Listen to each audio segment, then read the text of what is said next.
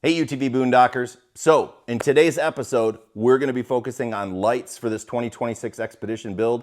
If you haven't been following along on the channel, we have been slowly building this machine up and we're very close. Riding season is upon us. I got to get it done so I can do some night riding. So we've partnered with Auxbeam. They have sponsored this build and provided some lights for us and another special item I'll show in a second. But let me show you the lights really quick. So these are the V-Ultra Series. So if you've been looking at those, this is kind of like what you're gonna get. This is the 5-inch version. They have other sizes. It goes up to 7 inches and lots of great stuff. But what's cool about these is two things. They have the side shooters, right? Which is really nice for your peripherals. And then in addition to this bright light, you have DRLs, which are kind of cool. So they'll look nice going down the trail and so on and so forth. Super high quality items. I can't wait to install these. I think you're gonna love them. So if you're in the market, eyeball these after this video and decide if it's right for you. In addition to that, we have one other thing. We have the KS-80 Switch. I've been wanting one of these for a long time, right? I don't want to have to keep putting in switches and wiring individual ones anymore. I used to use a bus bar. All those are gone. You just use this switch. Has a wire that connects up to the bus bar where you run all your wires in. We're gonna cover it in the video, but this is where it's at. Custom buttons, a dial, all kinds of features. So stay tuned. We're gonna go over all this stuff and show you how we're gonna install it. And then of course, I'm gonna show you what it looks like.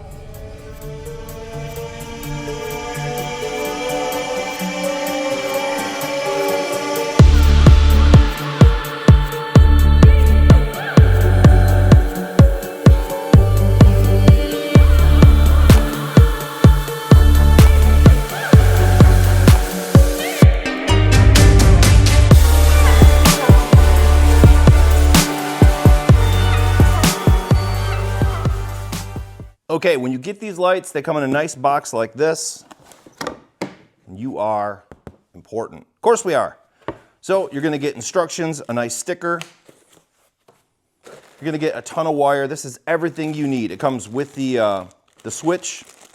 That way you can do the DRL and the light themselves, relay, everything. It's ready to go. So if you're not doing what I'm doing and you just want lights, this comes ready to go.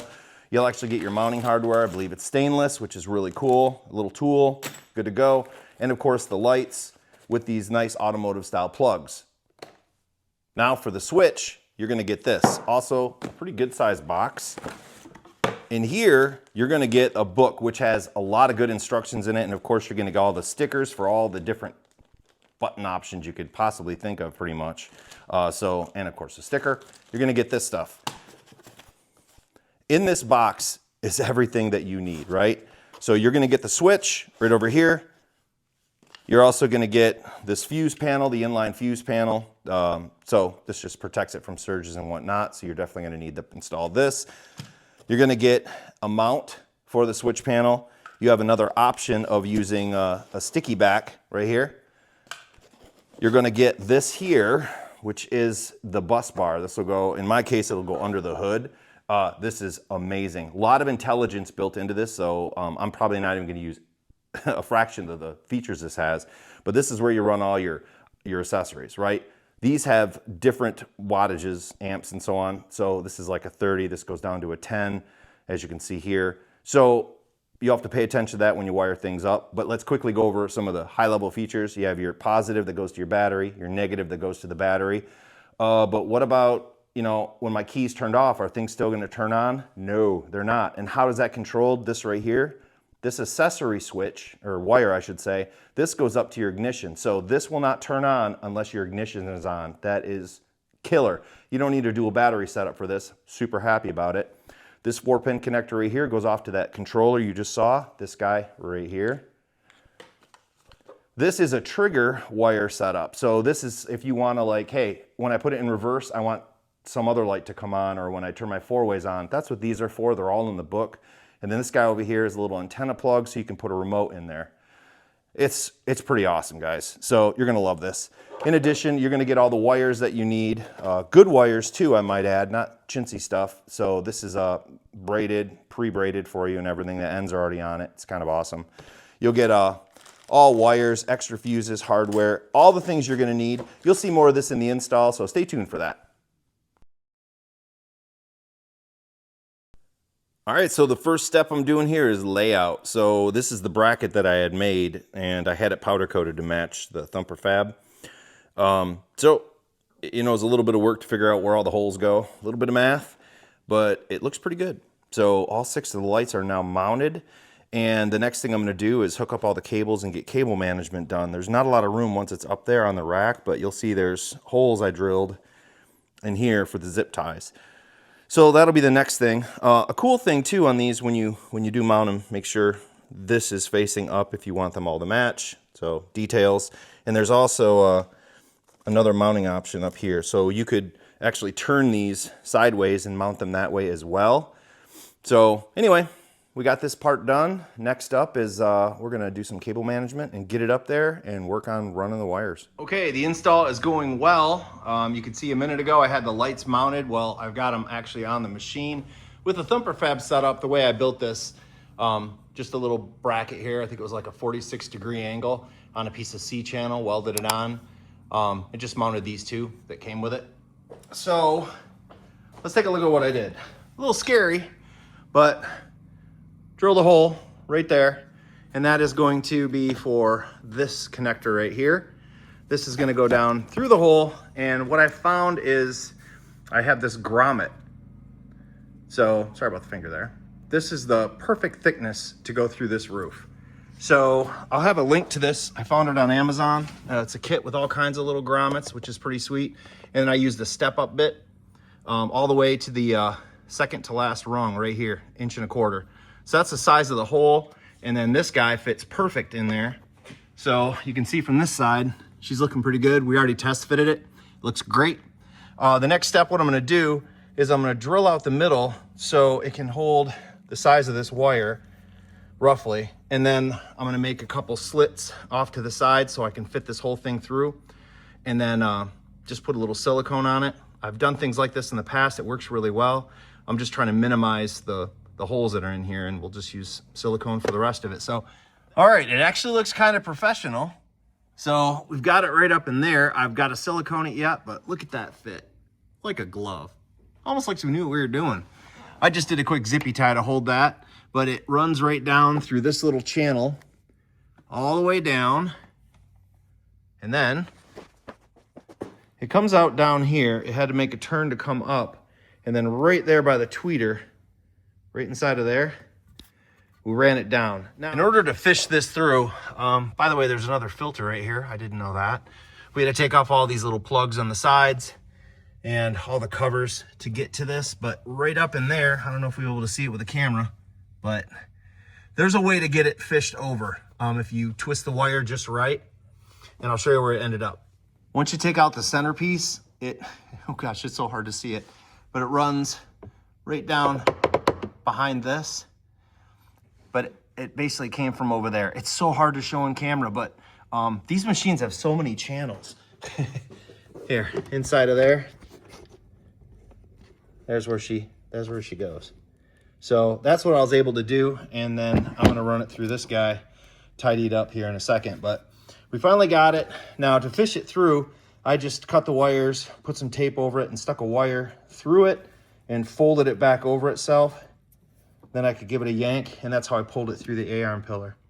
So this is the least fun part of the whole thing, other than drilling a hole in your rig, but we got it. So now we just tie all the wires together and more fun stuff.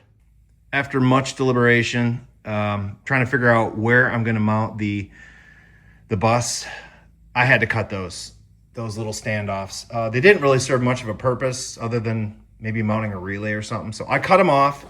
And then in the underside, I went and put some sound deadener and then cut out little squares in there. And then we're gonna put this right there. The way the hood sits is it's a little bit lower, and I have another item I wanna install under here, and this will allow me to do that. So I have little black spacers. Actually, they're from when you put on those TV mount kits to mount your TV to the wall. You get all those spacers. I keep them.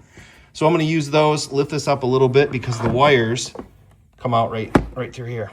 So I'm gonna put those spacers in, mount this up right there. It's all nice and watertight. It's good to go. I hated to cut them, but this looks much better. So we're gonna go ahead and go with this and then start wiring, and we'll show you what we did.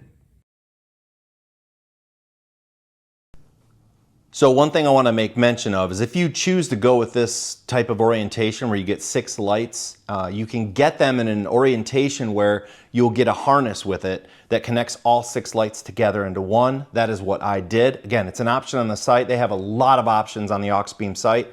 Check that out. In addition to that wiring harness that you'll get for all these lights, you'll also get the other end of it that would connect up to your battery and so on and so forth. That is an option. In the event you don't go with the Auxbeam switch panel. I did, so we're going to cover that next, and I'm going to show you what you don't need. You also get these brackets when you get the switch panel. So this is handy if you wanted to put it up here. It wouldn't work with a hood, but that's why I didn't use it. But you have this option for your machine. In addition to that, this plate could be used at the bottom. I still could put this underneath to provide a little rigidity. It's in there really good, but it's another mounting option for you, and I want you to be aware of those. If you do go with this switch panel or one like it, you will get a very good document to show you all the things. This is pretty important right here. You're going to see that these have certain amperages, 30 amp, 20 amp, and so on and so forth. So depending on what you are wiring in, pay close attention to it. They even give you the bank numbers here so you can line it up. Number 1 is the top left, 30 amp. So those big ones that I have, the lights up above, go right into that 30 amp. So you'll want to pay attention to this, but the instructions are very good. Now let's take a closer look at how I wired this up. First, I'm going to take the cover off for you. What we have here is the positive, the negative. Both of these run right over here, positive and then the negative. So I did that. This is that main inline fuse, so technically this goes all the way around into that and then into this. So that's the first piece. All right, the second part of this is this wire right here goes to this 4-pin. This, if you follow it around, ends up going in the cab. This goes to my switch panel that's mounted inside. We'll see that in a second. Then last, this is a very important wire. This little jumper here. This goes down and it goes into this right here. I use the blue wire. So you get a red, black, and blue. The blue wire is for your ignition. The purpose of this is when the ignition is turned on, the blue wire gets power, and then it powers this entire panel. So nothing will be hot until the key is turned on. And you could use these connectors right here. To do that, I'll have a link for these in the description. I got a little 3-pack of them for additional accessories. So that's an important piece. All right, I mentioned that this right here provides power to the board via this red wire. When your ignition's on, this gives it power. How I did that was I just used a standard Polaris pulse bar connector. I'll have a link to these in Amazon. The red is power, the black is ground, and the blue is ignition. So that way when I turn the ignition on, the blue gets power, it's connected to this red wire, it powers the board, and off we go. Again, these have been out here since 2019, and this wire loom, I'll put a link to this in the description too. I love working with this stuff. I'm using it all over the place, so check that out. Okay, last but not least, these are the wires that go to my lights up above. So there's a red, a black, and then this white one. The white one is the DRL. So when I turn the key on, they'll light up orange. That is this wire right here, going into this 0 bank, the first one. And then of course this goes to my first switch panel, number 1. So inside when I show you that, that'll be what turns the lights on. This next piece I'm going to tell you is the most exciting part of this for me. And if you've done accessories for you as well. This bus box right here has a built-in onboard solid state relay. What does that mean? I'll tell you what it means. The wires from the lights go directly into this box. Yeah, right? Of course. Typically when you run LED lights, they have a lot of draw at the start, so you need a relay. And a relay just stores energy for that initial turn on, and then it can run continuously after that. But you need the relays kind of to store all that energy. This negates that. You don't need it, they're already built into it. So what does that really mean? I mentioned earlier that when you get that bar, you get all the connectors, the harness that connects them together. You also get this guy, and this is your switch if you didn't go with the switch panel, and all the wires. You're not going to need any of this because it goes directly into the switch panel. There's no need for all these extra wires. And remember, I got 6 lights. They come 2 per box with their own wiring harness. So you don't need this, you don't need this, and you don't need this. So because of this switch panel, I've eliminated all this wire from my system. So if you decide to get 6 lights, you could get rid of all that wiring if you just buy this switch that comes with it. It'll make your life a lot easier. Okay, the last part I want to show you is where I put my switch panel. So I actually moved this guy up. It was down at the bottom. It works really well because I have the wiper delay over here. Burke's Attachments, if you haven't checked that out, I got a video on it, first top 10 items. It's awesome. So I put those next to each other, made more sense, which freed up some room down there. So I used the 2-sided sticky tape to mount the switch panel. The wire goes up and underneath, and then I was able to drop it down through this right here. You can literally put your hand right down in there and running the wire to that. All right, so this switch panel does a ton of stuff. First off, I mean, the easy things. There's my roof light. I put the sticker on there. I've got a couple others that aren't done yet, but don't look, those are for future. But I can go ahead and turn this on, and then there's the light. On and off. Very easy. Here's another neat feature here. You can do a strobe. No way. On my lights. And I could turn it up or down. If I want a slow strobe, I can crank it up. So that's kind of cool. There's other things, and there's a chase light function that doesn't really work with these lights, but I believe it goes back and forth. There's an option right here for backlit. So I can go ahead and change this, the brightness of that. I believe you also hold this, and then you could change the colors. I'd have blue just to match the Polaris interior. I think there's a bright also. Okay, let's go to bright. Yeah, there we go. So you can change the brightness of the light. So if you're blinding the person ahead of you, but you still want the light on, you can turn this knob up and down and do that. So, I mean, there are so many options for this thing. But anyhow, I'm not going to go through every single thing. You can explore on your own. Those are some of the highlights that I thought were pretty valuable. So at least we can see how this works. But the real test is, what does it look like in the dark? All right, it's nighttime, and the iPhone is picking up a little more light than what would normally be picking up, just because it's on an iPhone. But let's go ahead and give this a rip. I'm going to turn this on and show you guys nighttime. Oh, the side shooters, they are epic. Look at that. It is really, really nice.